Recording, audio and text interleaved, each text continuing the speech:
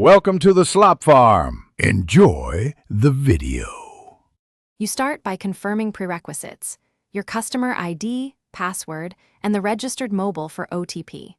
Log into HDFC Netbanking and choose the profile or accounts area immediately. Once logged in, make sure to authenticate with the OTP without delay so session timeouts don't interrupt you.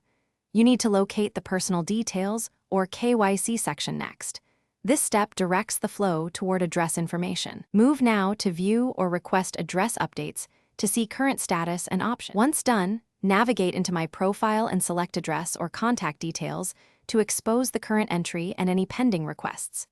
You will see whether an update is pending, approved, or rejected, and which supporting documents are under review.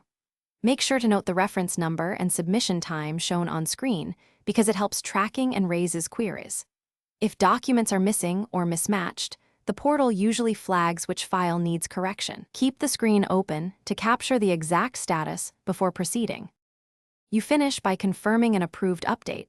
Download the acknowledgement or take a screenshot and check the effective date. If the status shows rejected or no change after expected processing time, use the reference number to raise a secure message or call HDFC Customer Care. Explain the discrepancy and provide the submission details. If online support stalls, visit your branch with originals and copies to complete KYC in person. A single troubleshooting tip: always keep the reference number handy for faster resolution. Thanks for watching. Consider subscribing if we helped you today.